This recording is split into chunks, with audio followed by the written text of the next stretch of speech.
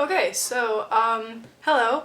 I watched this movie called Youth in Revolt, and I compared it to, the James Dean film we watched, Rebel Without a Cause. That's what it's called. Okay, great. Basically, this is a teen angst or a coming of age about a young guy whose name is Nick. So what attracted me to do this movie for this project was that it definitely had a lot of undertones of Rebel Without a Cause. Basically, this is a teen angst or a coming of age about a young guy whose name is Nick, and he lives with a pretty dysfunctional family. So basically, while he's at this trailer park, Nick meets this girl named Sheenie Saunders, and she lives in this really big trailer, and her parents are very religious, and her father's a lawyer, I guess, and her mom is an organ player for the church. And she is very eccentric. She likes a lot of European French music and things, and she's got this incredible boyfriend whose name is Brett, I guess, and he's super tall, and he does swim team and stuff, and he's basically the exact opposite of Nick, because Nick is this really short kind of dorky Michael Cera type. To win over Sheenie Saunders, Nick invents an alter ego named Francoise, who is this very almost like a dark version of Nick, because he's smoking all the time. He's got a thin pencil mustache, and he basically just is kind of a jerk, but he's a jerk in a very hilarious way. It adds a comedic element to the film, definitely, and it is what motivates him to really step outside of himself, because he's put these really uncharacteristic versions of himself into this other person who is also played by Michael Cera. So it's two Michael Ceras on screen basically having a conversation.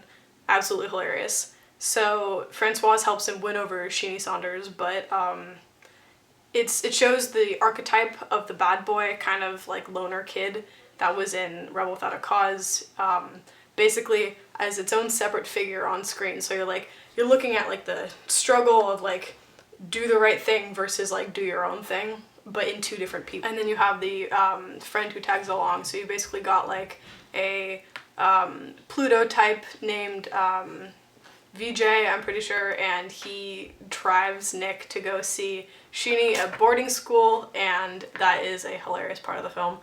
So this movie was made in 2007, and its director was Miguel Arteta. The movie stars Michael Cera, as a lot of coming-of-age movies these days do star Michael Cera, even though he might be in his late 20s by now, I don't know.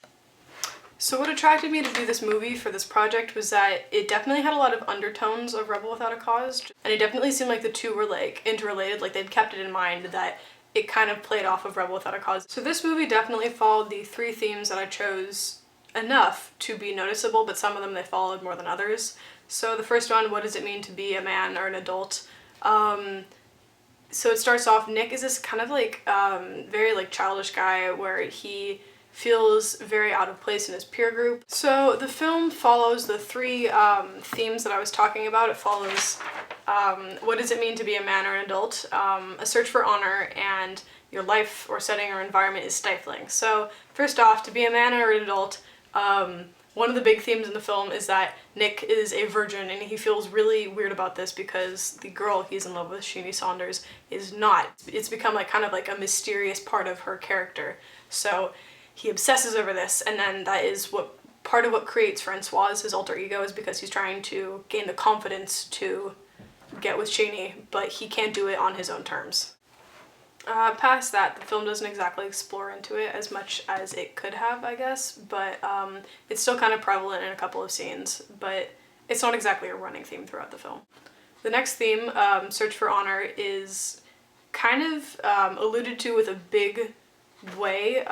The end of the film, the high point, I guess, the chase, which is another parallel to the actual movie that I was comparing it to.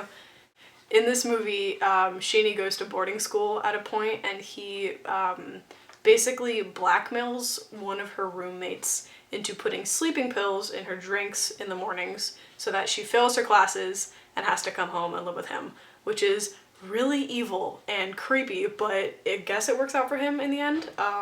She finds out about this on Thanksgiving or something like that at the dinner table with her family, and it's this scene where she's betrayed and hurt by this, and she's super angry.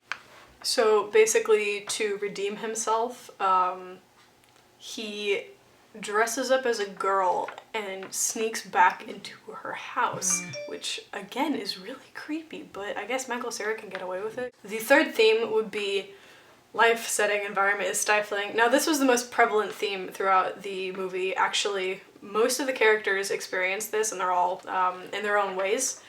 With Nick, it's because he's living with his mom, who is an older woman who dresses like a younger woman, and her boyfriend, who is kind of a horrible person and has a wife apparently, and like sells cars with bananas in the like tailpipe to sailors, I guess, and then ends up getting the family in trouble.